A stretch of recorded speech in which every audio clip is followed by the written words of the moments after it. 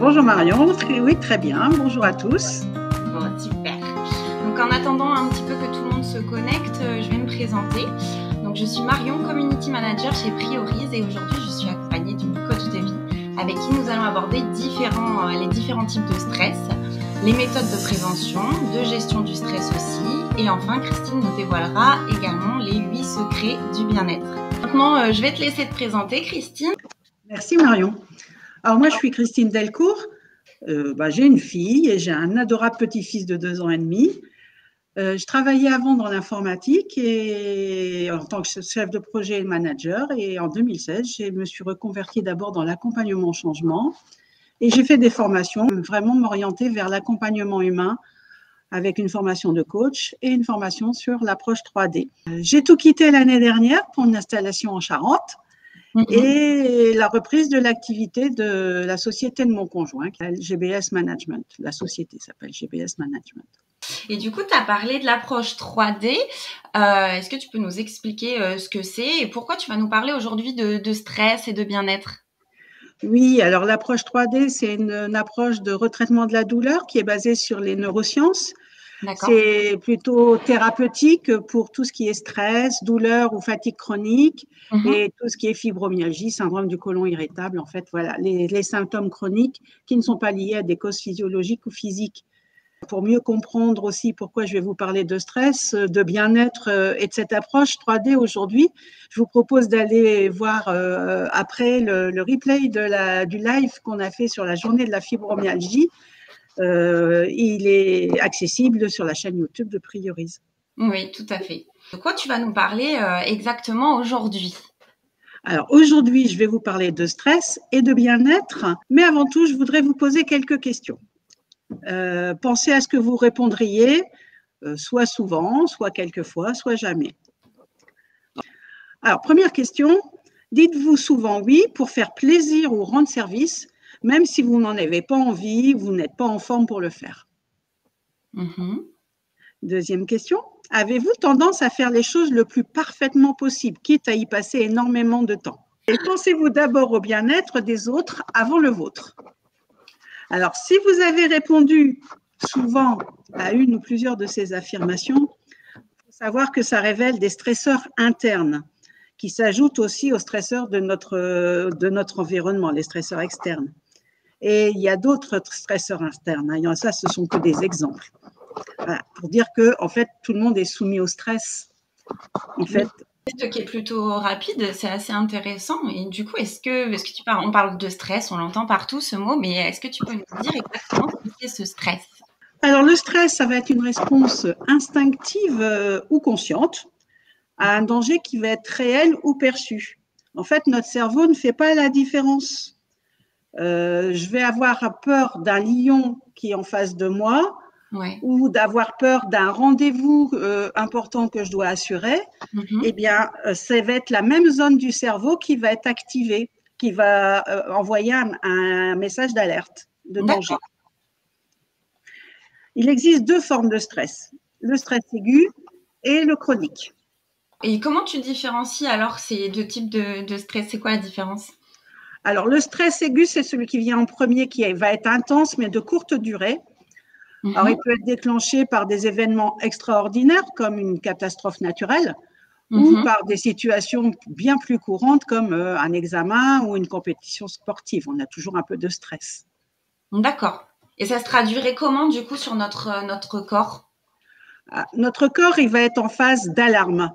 Du coup, il va se préparer à une réaction, alors de lutte, de fuite ou d'inhibition. En anglais, on dit les 3 F, c'est fight, freeze, fly. Ça va entraîner une sécrétion d'adrénaline et de magnésium qui va mobiliser notre énergie pour surmonter la situation. Donc, en fait, le stress aigu, lui, il est indispensable à notre survie. Il va nous fournir de l'énergie, stimuler notre système immunitaire et nous aider à nous concentrer. Ok, d'accord. En revanche, oui, le stress chronique, lui, il est moins intense mais persistant.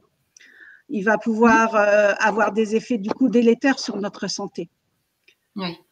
C'est souvent causé par une accumulation de stresseurs internes et externes, comme la pollution, les relations toxiques ou la surcharge de travail, ce qu'on a souvent autour de nous. Oui, tout à fait. Et du coup, celui-ci, ça serait quoi les impacts sur notre corps?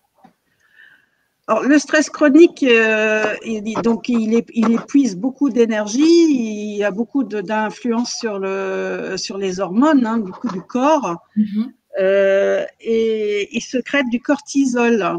Il peut nous mener en fait à une phase d'épuisement. On peut aller jusque-là s'il dure trop longtemps. Et le cortisol, c'est l'hormone du stress, et quand elle est sécrétée en continu, bah, ça peut dégrader nos réserves corporelles et affecter la mémoire, le système immunitaire, le sommeil et bien plus encore. Et alors, comment est-ce qu'on peut éviter de tomber dans ce stress chronique justement, ou le gérer du moins s'il est déjà installé?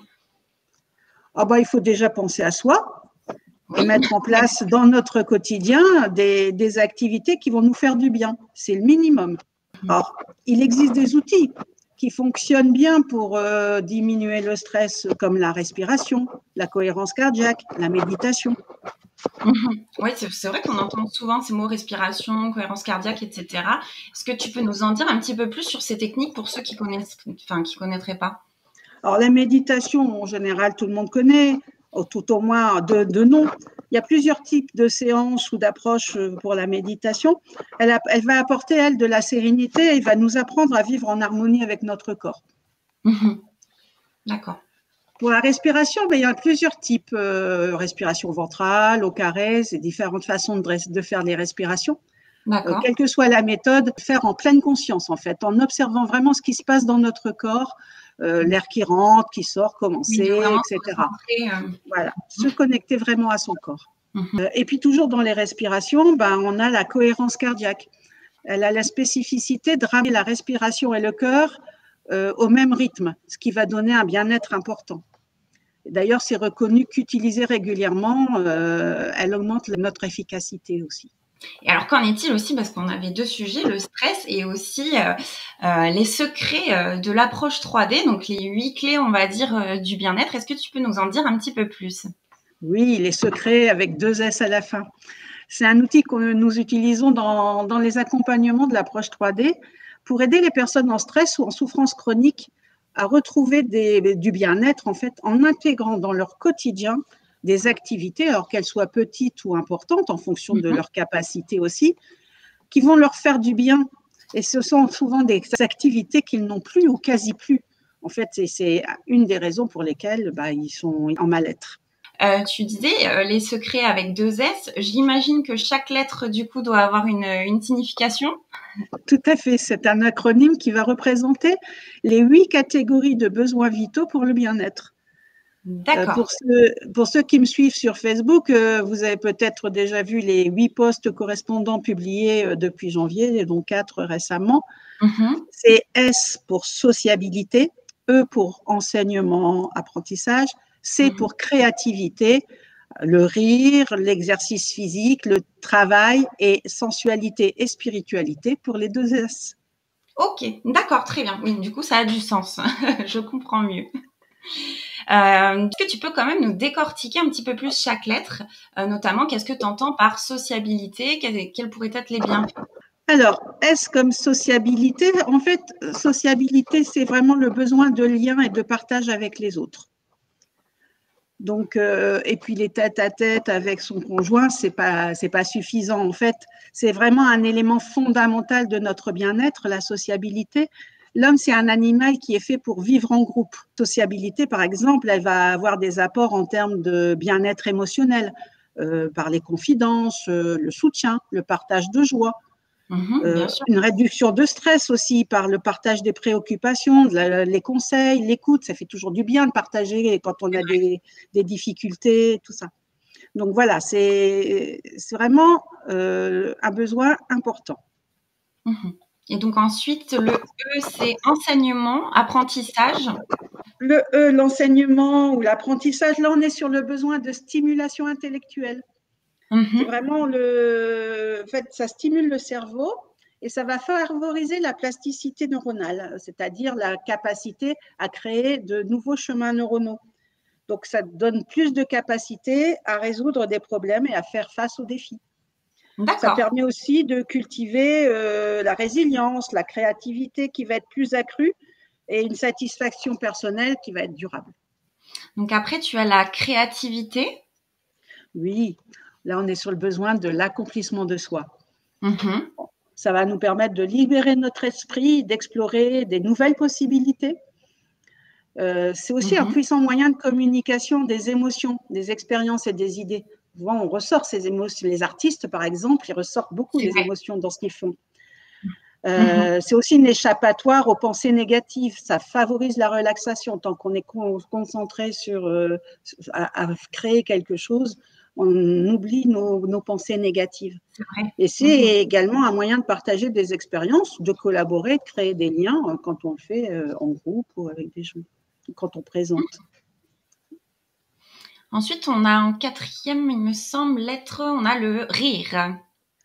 Oui, là, on est sur le besoin du plaisir et surtout le besoin des hormones du bonheur, qui Mhm. sont vraiment vitales pour notre survie.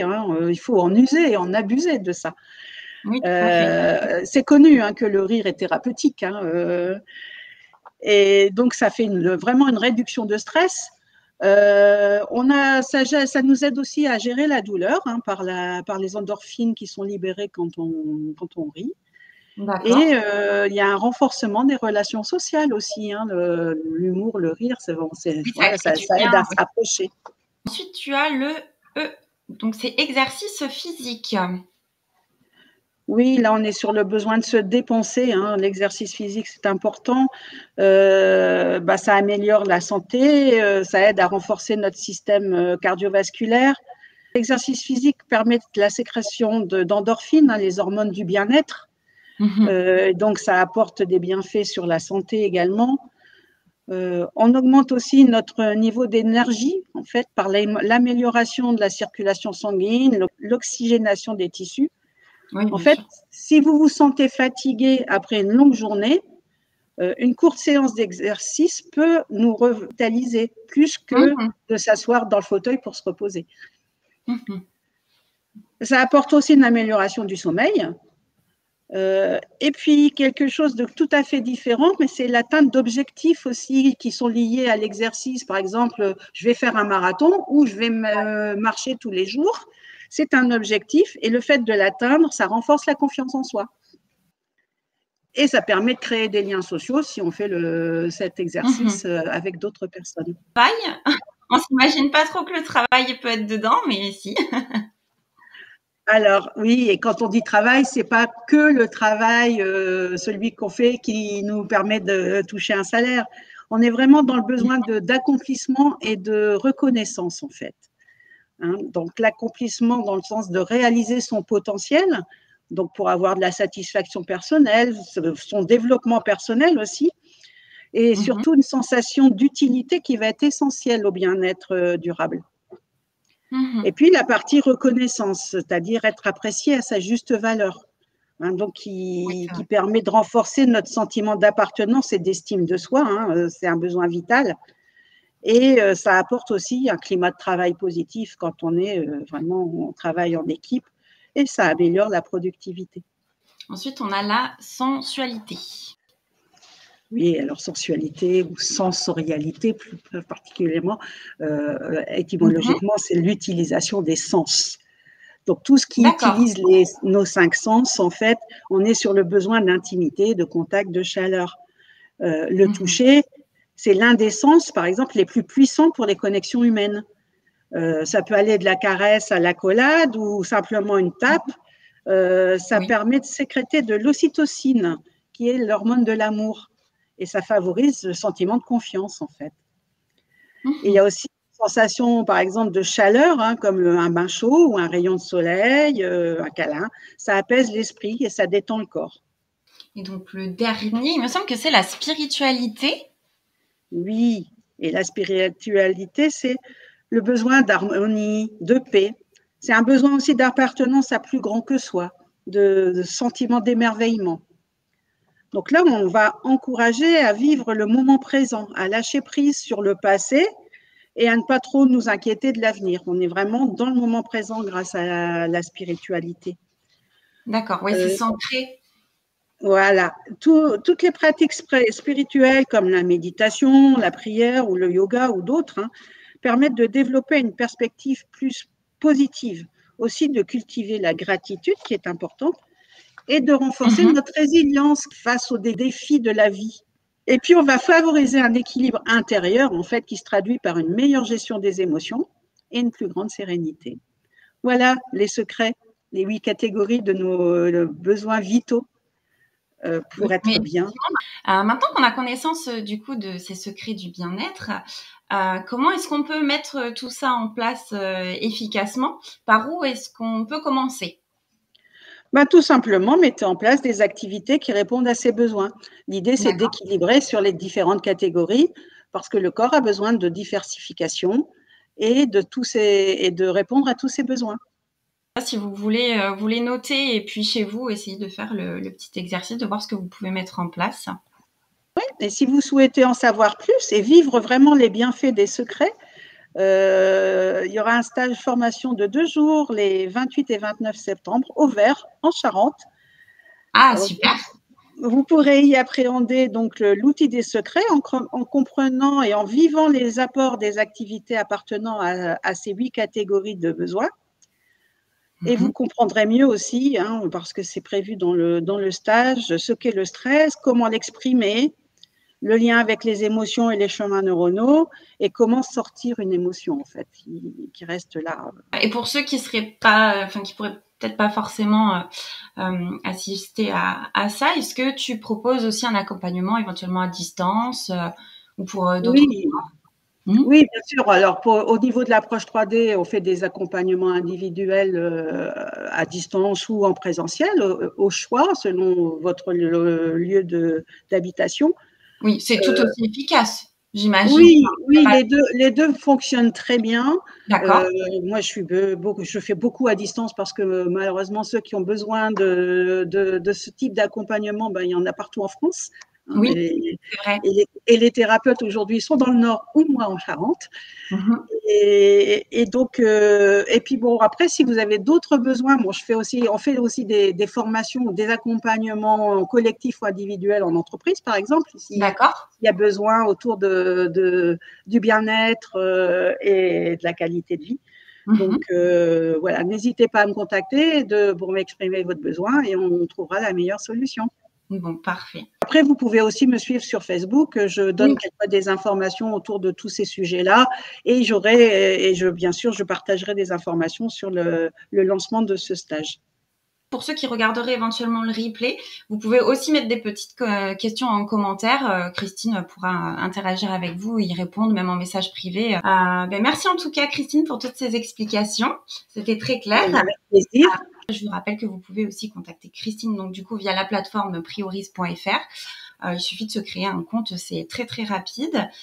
N'hésitez pas aussi à nous suivre sur Instagram et sur Facebook pour vous tenir au courant de nos autres événements en live. On partage aussi plein de petits tips bien-être des praticiens, des articles de blog, etc. Et puis en attendant, je vous souhaite à toutes et à tous une très belle fin de journée et merci pour votre présence. Belle fin de journée et bon week-end. Merci, à bientôt.